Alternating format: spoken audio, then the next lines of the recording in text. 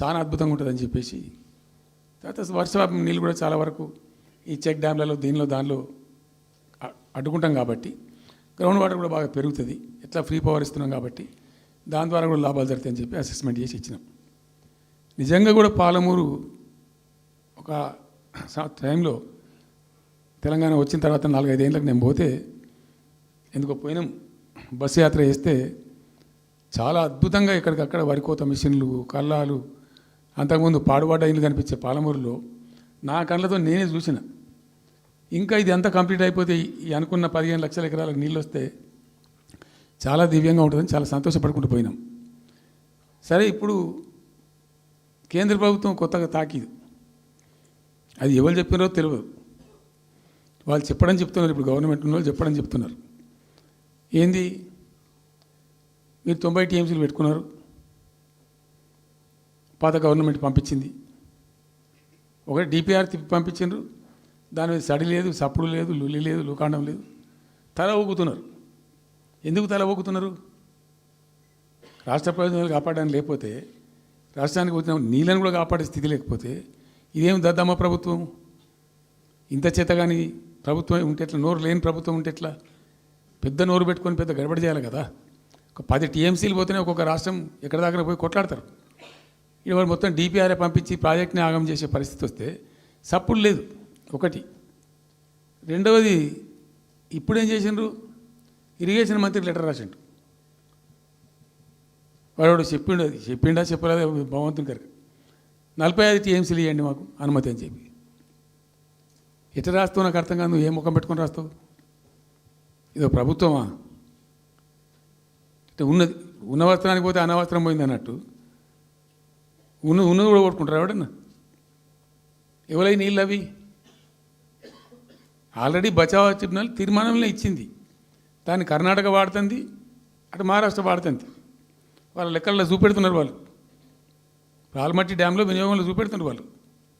మాకు వచ్చిన 21 టీఎంసీ మేము ఇక్కడ వాడుతున్నామని చెప్పి. ఆ 2 ఎగువ రాష్ట్రాలు వాడుతుంటే ఇక్కడ వచ్చి మనకు వచ్చినటువంటిది బాజాప్తా, అది కూడా ట్రిబ్యునలే కదా, బచావత్ కూడా ట్రిబ్యునలే కదా. ఆ ట్రిబ్యునల్ తీర్పు ద్వారా వచ్చిన 45 టీఎంసీలు నువ్వు ఎందుకు ఆపుతున్నావు ఇప్పుడు? ఇదో రాష్ట్ర ప్రభుత్వమా? అసలు ప్రభుత్వం ఉందా? నిద్రపోతున్నారా?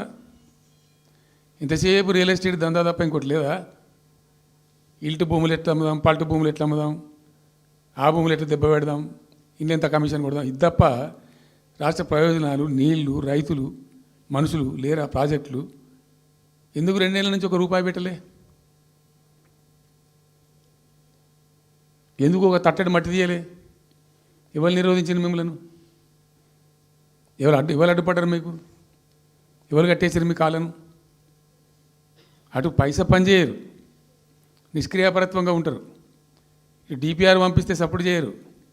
ఇలా చివరికి 45 టీఎంసీ అని రాస్తారు. అంటే ఏం కాబోతుంది? ఎవరో ఒత్తిడి ఉంది దీని వెనుక? ఏం కుట్ర దాగి ఉంది ఇది? 2 ఏళ్ళ నుంచి నేను మౌనం పాటించి చూసుకుంటూ వస్తున్నాం.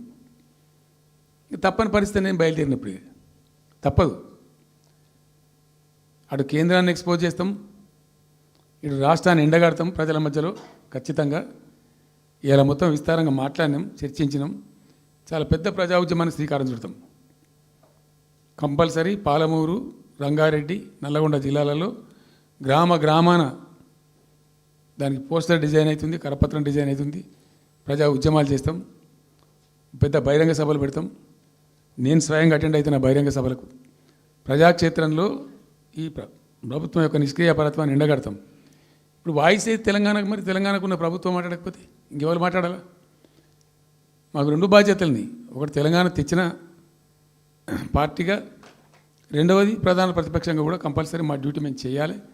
అందుకోసం గాను వీళ్ళు ఏదో తమాషకు మేము అదొకటి ఇదొకటి అడ్డం పొడుగు మాట్లాడి, కిరికిరి మాటలు మాట్లాడి, ఈ కారు కూతలు కూసి ఏదో చేస్తామనుకుంటే నడవదిగా.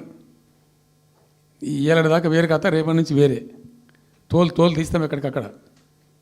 ప్రజలు ఖచ్చితంగా ఎక్కడికక్కడ నిలబెట్టే ప్రయత్నం చేస్తాం. అడుగున చెక్ చేస్తాం, ప్రతి విషయంలో చెక్ చేస్తాం. Sufficient time we have given. మేము తొందరపడి మేము ఎందుకు కన్నెర్రయ్యి మా ప్రభుత్వం పోయింది వీళ్ళు వచ్చింది అనేటువంటి ఒక పిచ్చి అయ్యి అట్లా మేము చేయలే, అటువంటి వాడికి పోలే. ఇష్యూల మీద పోరాడుతున్నాం, ఒకే ఫీజు రియంబర్స్ మీద పోరాడుతున్నాం, ఇంకోటి పోరాడుతున్నాం, రకరకాల భూదందాల మీద, దోపిడీ మీద, చెర్ల మీద, చెర్ల మీద పోరాడుతున్నాం. పార్టీ కొట్లాడుతున్నది, తప్పకుండా తప్పదు కాబట్టి కొట్లాడుతాం. ఇప్పుడు మొత్తం మొదటికే ముప్పొచ్చే పరిస్థితి ఉంది. అటు గోదావరి మీద అరాకిరి చేసి చంద్రబాబు నాయుడు, ఏపీ ప్రభుత్వం నల్లమల సాగరు, ఈ సాగరు, ఆ సాగరు, అటు గోదావరి దోపిడీ జరుగుతూ ఉంటే దాని మీద సప్పులు లేదు. ఇటు కృష్ణలో ఇంత ఘోరంగా పాలమూరు ఎత్తిపోతల మీద దీని మీద సప్పులు లేదు. మరి ఎవరి ప్రయోజనాల కోసం ఉన్నట్టు రాష్ట్ర ప్రభుత్వం? ఏం చేయడానికి ఉన్నట్టు? ఏం జరుగుతున్నట్టు ఈ రాష్ట్రంలో? కాబట్టి ఎట్టి పరిస్థితుల్లో నేనే స్వయంగా రంగంలో దిగాలనుకున్నా, దిగినాం. ఈరోజు డిసిషన్ అయిపోయింది.